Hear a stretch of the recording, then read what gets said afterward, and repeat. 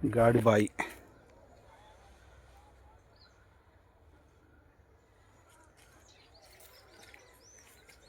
ఈ వెనకాల శనకేశవ గుడి, శనకేశవ స్వామి వారి గుడి అంటారు. ఆ గుడి కట్టిన టైంలో ఈ బావి తొరవటం జరిగిందట. ఇది గాడిబాయి.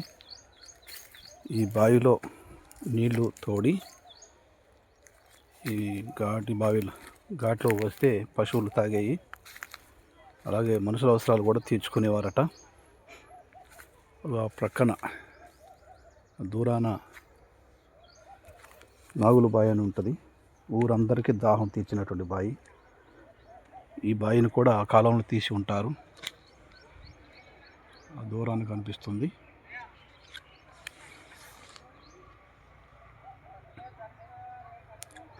దాన్ని నాగుల బావి అంటారు. అక్కడ ఒక రాతి స్తంభం ఉంటుంది, ఇక్కడ ఒక రాతి స్తంభం ఉంది. అలాగే ఇలాంటి రాతి స్తంభమే తమ్మళ్ళూరు బీడు అంటారు. నాచిపల్లి పోయే త్రోవలో ఉంటుంది. అక్కడ సేమ్ ఇలాంటి స్తంభమే అక్కడ కలిగి ఉంది.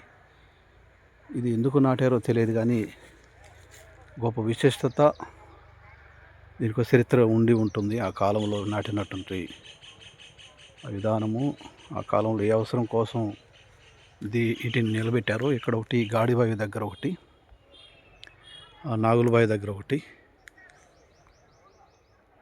నాగులబావి దగ్గర ఒకటి చెట్ల లోపల ఉంటుంది. తర్వాత తమ్మలూరు బీడు నాచిపల్లి త్రోవలో ఒకటి ఉంటుంది. చాలా చరిత్ర కలిగినటువంటి ఆనవాళ్ళు ఈ పమ్మి గ్రామానికి. పమ్మి గ్రామం చాలా విశేషత కలిగింది. ఇది ప్రక్కనే నల్ల చెరువు అంటారు. ఈ చెట్ల కవతల పక్క ఉంటుంది. పమ్మి గ్రామం అంటే చాలా విశేషత. రాణి రుద్రమదేవి ఈ గ్రామానికి రావటం, ఆ కాలంలో యుద్ధం చేస్తూ ఇక్కడ శనకేశవుల వారు ఉన్నటువంటి ఈ గుడిని ఆమె చిన్నపాటి విగ్రహం ఉంటే మొక్కుకొని యుద్ధంలో గెలిస్తే గుడి కడతానని చెప్పేసి వారు ఈ పమ్మి గ్రామంలో ఈ గుడిని కట్టించడం జరిగింది. అలా చరిత్ర కలిగింది రాణి రుద్రమదేవి అంటే. అలాంటి చరిత్ర కలిగినటువంటి ఊరు పమ్మి గ్రామం. మంచి పేరు ప్రతిష్టలు కలిగినటువంటి ఈ గ్రామమే పమ్మి గ్రామం.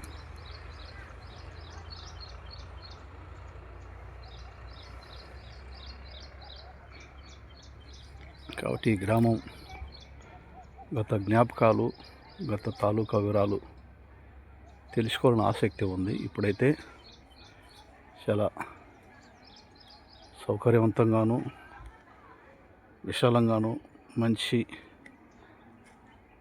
సంస్కృతితో ఈ గ్రామం వరిదిల్లుతూ ఉంది. గత కాలపు శృతులు తెలియాలంటే పెద్దవారిని అడిగి తెలుసుకోవటం చాలా మంచిది. ప్రక్కన గాడిబాయి, ఈ గాడిలో నీళ్లు పోసి పశువులు తాగించేవారు. చాలా విశేషత, పేరు ప్రతిష్టలు కలిగినటువంటి గ్రామం. ఆనాటి వ్యక్తులు చాలా ముందు ఆలోచనతో ప్రజలకు అవసరమైనటువంటి విధానాలని రూపొందించడం, చాలా గొప్ప గొప్ప నిర్ణయాలు తీసుకోవడం జరిగేది ఆ కాలంలో. వారికి ధన్యవాదాలు.